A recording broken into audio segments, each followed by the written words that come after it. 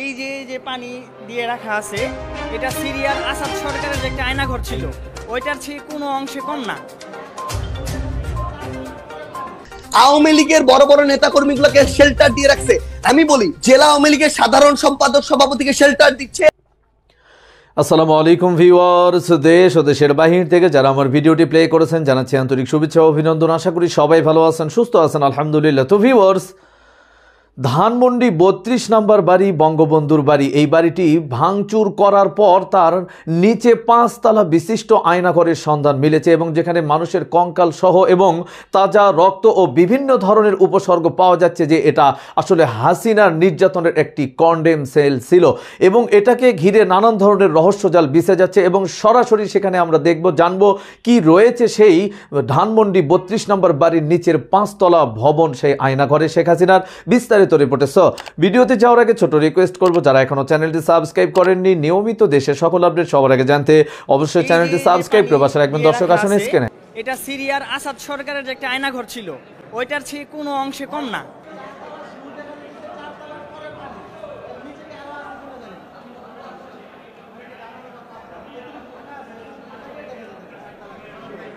তো এরকম একটা অবস্থানে যদি মানুষকে ধইরা আইনা হাত পা বাইধে এখানে রাইখে, হ্যাঁ, যদি এখানে যদি ফেলে দেয়, তার আর নির্যাতন করার প্রয়োজন নাই, সে একা একাই স্ট্রোক করে মরে যাবে।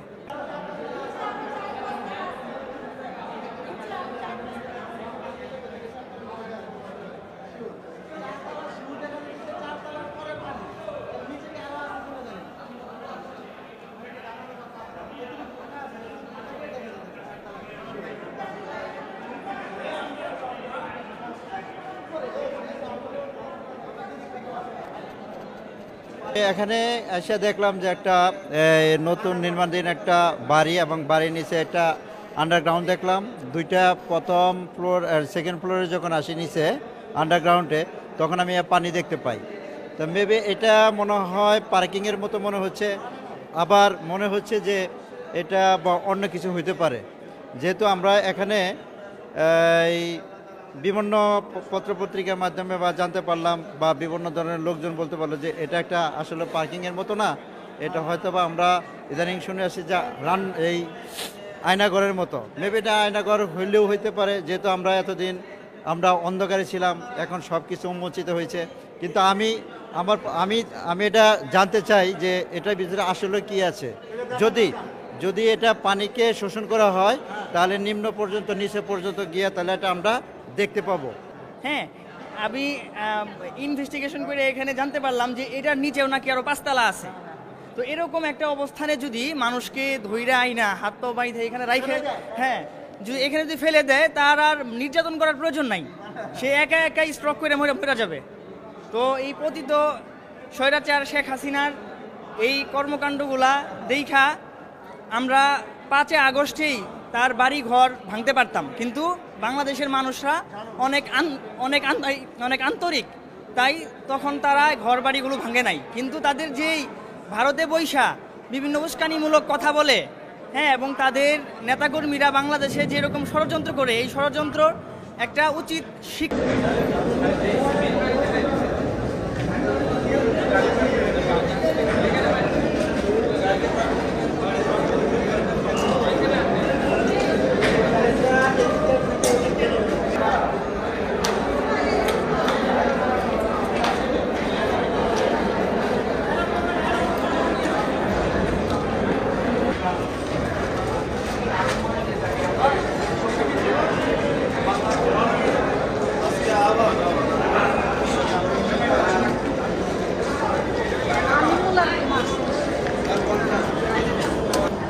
গাড়ি পার্কিংয়ে যাবো।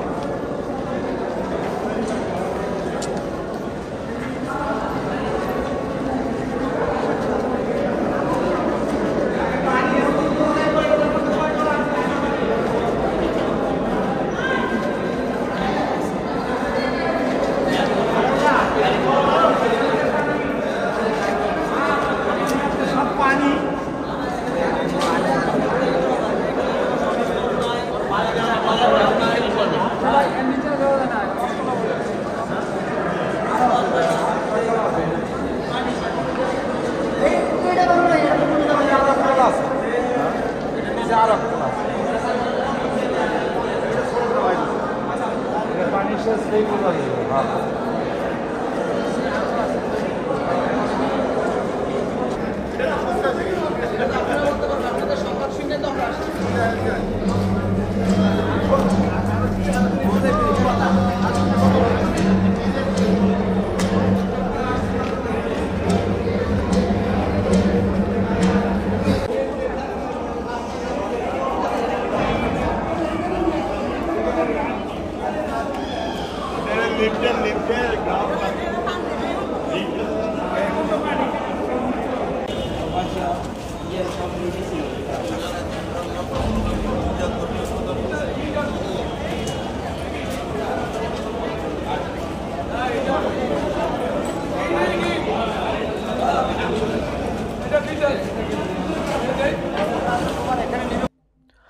দর্শক স্ক্রিনে আমরা সে সম্পর্কে বিস্তারিত জানাম। এ বিষয়ে আপনাদের মতামত কমেন্টে জানান, কেউ ভিডিওটি স্কিপ করবেন না। ধানমন্ডি 32 কেন ভাঙচুর করার জন্য পিনাকি ভট্টাচার্য লেগে পড়ে শেখ হাসিনার সাথে চ্যালেঞ্জ করলেন? এর ভিতরে মূল রহস্যটা মূলত কি এই আয়নাঘরটাই ছিল, নাকি আরো কোনো অন্য বিষয় তার সাথে সম্পৃক্ত? আসুন সরাসরি আমরা পিনাকির কাছ থেকে জানবো বিস্তারিত। আজকে আপনি দেখেন কেন আওয়ামী লীগের বিচার হইতেছে না।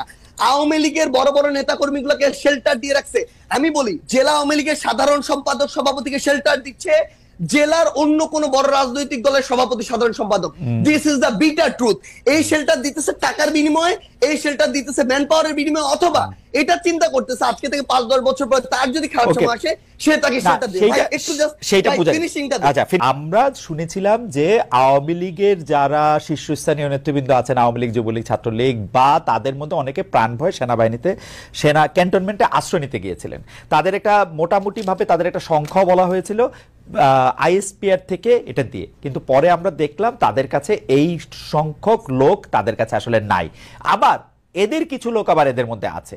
আমি সেজন্য জানতে চাইছিলাম যে আপনারা কি আসলে এই যে যাদেরকে ছেড়ে দেওয়া হলো, এমনকি শেখ হাসিনাকে যে বিদেশে চলে যেতে দেওয়া হলো পদত্যাগের পরে, এর জন্য কি আপনারা সেনাবাহিনীকে বা কাউকে আসলে দায়ী মনে করেন কিনা? আপনারা যে বিচারের কথা বলছেন, দেখেন দুইটা বড় বিষয় সার্জিস।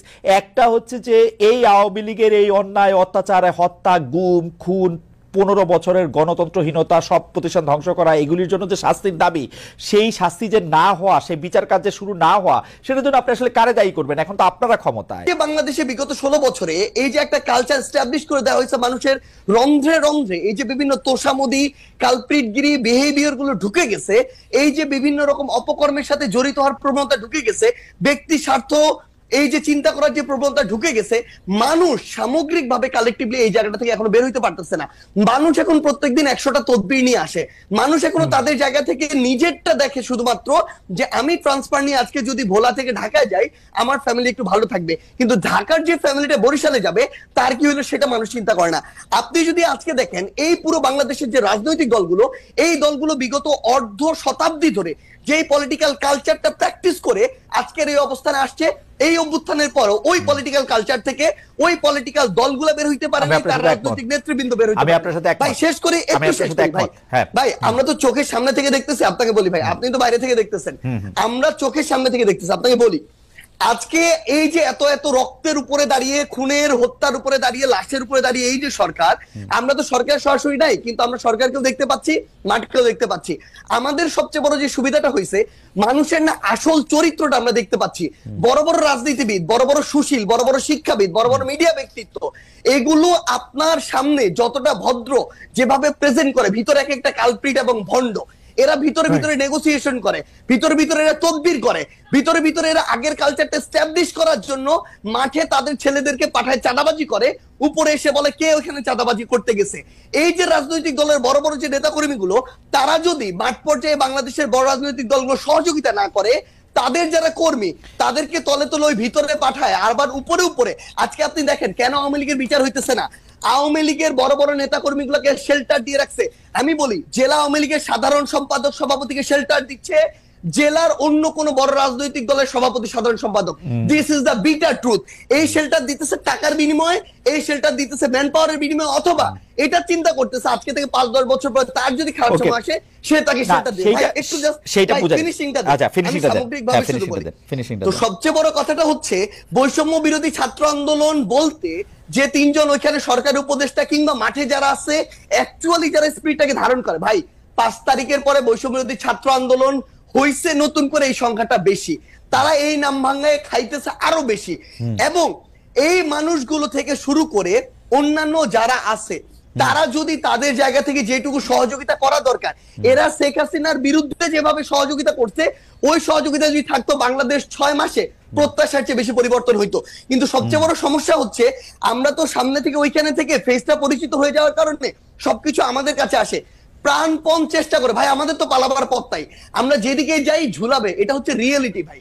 তো সবচেয়ে বড় কথা হচ্ছে আমরা আমাদের প্রাণপণ চেষ্টা করে যাচ্ছি এবং যাব, কিন্তু এই সামগ্রিক যে স্টেক হোল্ডার গুলো যেগুলো ফাংশন না করলে, হেল্প না করলে, ওয়ার্ক না করলে, ভাই শুধু একটু শেষ করেন, এই যে বিষয় সামগ্রিক যে স্টেক হোল্ডার গুলো, এগুলো তো বিগত কালচার গুলোর সাথে অতপ্রতভাবে জড়িত এবং সহযোগী। এরা যদি এই কালচার থেকে বের না হয়, বৈষম্য বিরোধী ছাত্র আন্দোলন বলতে যাদেরকে চেনেন বা যারা আছে, তারা তাদের জায়গা থেকে যতটুকুই কাজ করুক না কেন, ওই কাজগুলো আওয়ামী লীগের মতো করে হয়ে যাচ্ছে। সাজিস, খুবই চমৎকার আপনি বলছেন, কিন্তু খুব একপাক্ষিক বলছেন কিনা সেটা হচ্ছে আমার নিবেদন। যে আপনি এমন ভাবে বলতেছেন যে যারা ওই কালচারটা রাখতে চায় তারাই শুধু এটার মধ্যে পক্ষভুক্ত, আপনারা যারা এই কালচারটার মধ্যে আসেন এবং সেই কালচারটাই ব্যবহার করতেছেন তারা যেন পক্ষভুক্ত না। আমি প্রশ্ন করি আপনাকে আমি প্রশ্ন করেছি যে আপনারা যে রূপায়ণের অফিস নিয়েছেন সেটা চাঁদা করতে আসতেছে, আপনাদের যদি আমি প্রশ্ন করি যে আপনারা আসলে কেন এই গাড়ি চড়ে এখানে যাইতেছেন, কে আপনাদের গাড়ি দিচ্ছে, আপনারা বলেন আমার মতো 1 কোটি খালেদ মহিউদ্দিন আছে যারা আপনাদেরকে গাড়ি দেয়। একই কালচারে আপনারা পড়তেছেন না, একই কালচারে আপনারা ব্যবহার করতেছেন না, আপনাদের কাছে তদবির আসতেছে, আপনারা তদবির করতেছেন, তো বিভিন্ন জায়গায় আপনারা তদবির করতেছেন, তো করতেছেন না, আসতেছে আপনাদের কাছে। ভাই শুনেন ভাই, আসতেছে 100টা, হ্যাঁ করতেছি না ভাই। আপনি একটা রেফারেন্স বের করে দেখাবেন যে এই তদবিরটা করছি। এবং যদি কোনো একটা ক্ষেত্রে ভাই বলি, ধরেন কোন একটা জেলার ডিসি ওই জায়গায় গিয়ে এখনো রাজনৈতিক দলের তোষামোদি করতেছে, জনগণের চিন্তা না করে নির্দিষ্ট কিছু মানুষের এজেন্ডা বাস্তবায়ন করতেছে, ওই এলাকার মানুষ, জনগণ, ছাত্র প্রতিনিধি সবাই একসাথে এসে যখন বলে তখন এই দাবিটা তুলছি। কিন্তু আপনি এটা যখন জনগণের ক্ষেত্রে হবে, দেশের স্বার্থ হবে, তখন আমরা আমাদের জায়গা থেকে দাবি তুলবো। আমার মনে হয় যে একটা কথা, দর্শক স্ক্রিনে আমরা সে সম্পর্কে বিস্তারিত জানলাম। সো ভিডিও এই পর্যন্ত, ভালো লাগলে লাইক এন্ড কমেন্ট করবেন এবং দেশের সকল আপডেট সবার আগে জানতে অবশ্যই চ্যানেলটি সাবস্ক্রাইব করে পাশে রাখবেন। দেখা হবে পরবর্তী ভিডিওতে ইনশাআল্লাহ। আসসালামু আলাইকুম ওয়া রাহমাতুল্লাহ।